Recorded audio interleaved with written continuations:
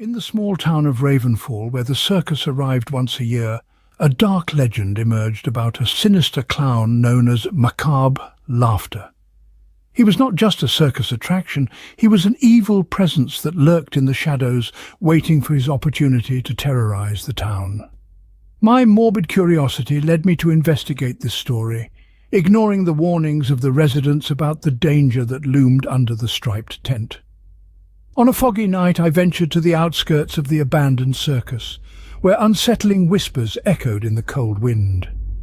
As I entered the dark and deserted tent, distorted laughter began to echo around me. Dim lights flickered, revealing pale clown faces drawn on faded walls.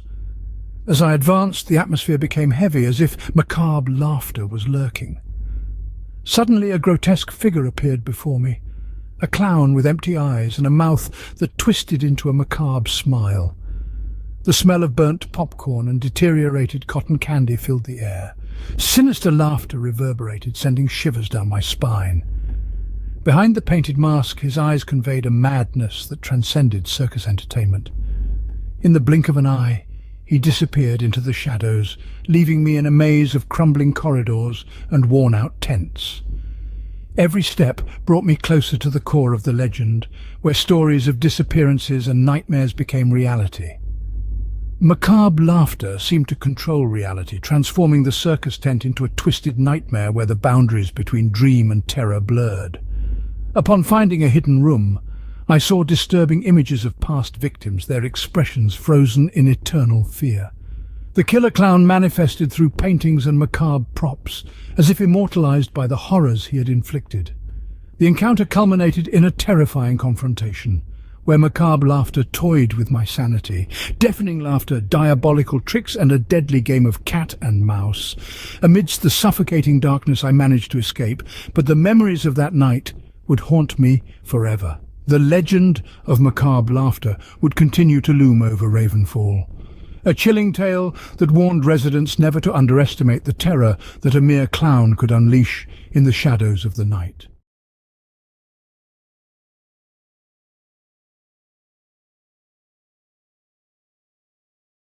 On a rainy and gloomy day, I found an old Ouija board in an antique store. The worn wood and faded letters told tales of supernatural encounters that piqued my hidden interest. I decided to take the board home, ignoring the cautious whispers of those who feared playing with unknown forces.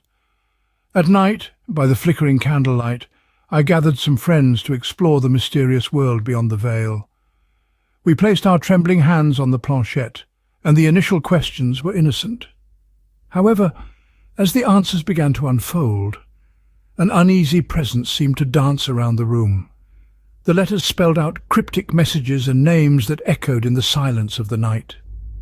Subtle fear crept into our hearts as we inquired about the entity's past that supposedly communicated with us.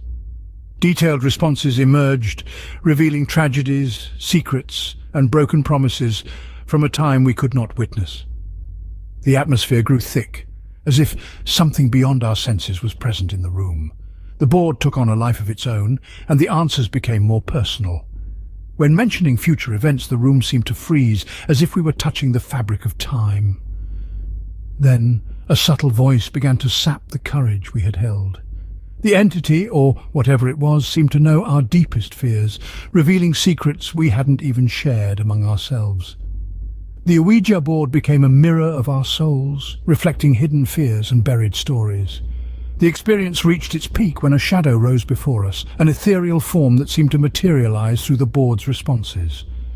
The candlelight flickered as the entity communicated more intensely. At the height of our agony, we decided to end the session, but the marks of that night would linger with us. The whispering voices, the disturbing visions, were like scars left by the reckless exploration of the supernatural. The Ouija board, now relegated to the dark corner of a closet, continued to resonate in our minds. The experience and encounter with the unknown left us with a mixture of fascination and apprehension, questioning whether the price of crossing the veil between worlds was higher than we were willing to pay.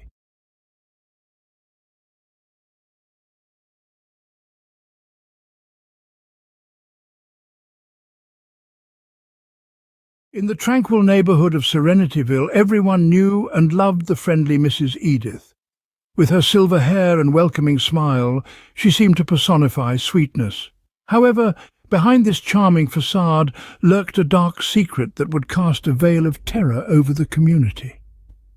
I decided to investigate the strange occurrences plaguing Serenityville. Waves of brutal murders, seemingly unrelated, left the residents in shock. The only constant was the serene presence of lovely Mrs. Edith, offering comfort to the grieving and words of wisdom to all. As the investigation progressed, I discovered gruesome patterns in the events. Each murder occurred on nights of the full moon, and Mrs. Edith was always present, offering solace to the bereaved. The connection between her and the crimes seemed impossible, but my intuition insisted on delving deeper.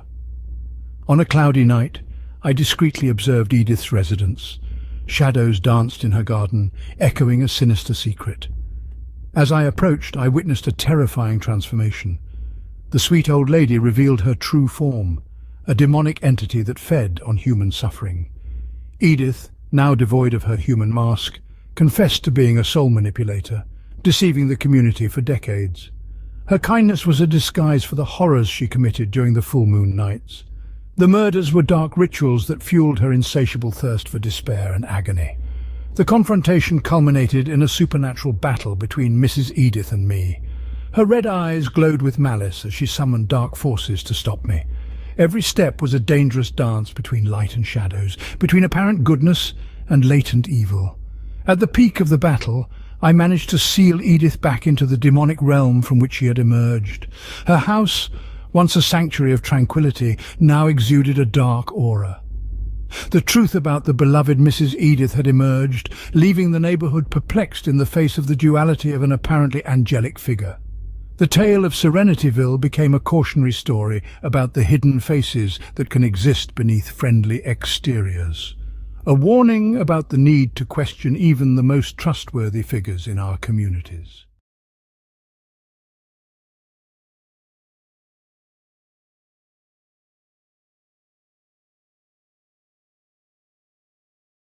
In the city of Shadowvale, a place where shadows conceal sinister secrets, a crime emerged that left an indelible scar on the community's conscience.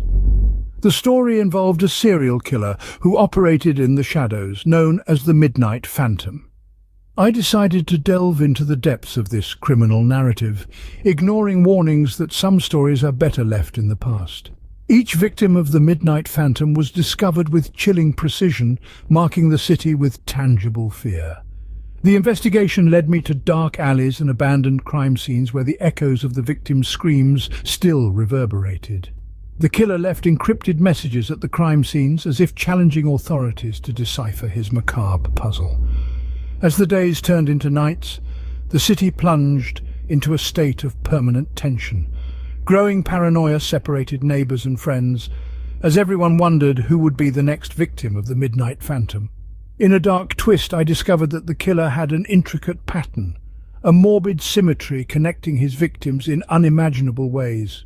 A deeper investigation revealed that the Midnight Phantom had a sick obsession with events from the past, seeking revenge against those he deemed responsible for his own personal tragedy. The climax of the narrative occurred on a stormy night when I confronted the killer in an abandoned setting marked by dancing shadows and the faint light of a flickering lantern. The Midnight Phantom, an enigmatic figure, emerged from the shadows to confront his inner demons. At the decisive moment, the killer's dark motivations were revealed, and the truth cast a disturbing light on the horrors that triggered his homicidal rampage.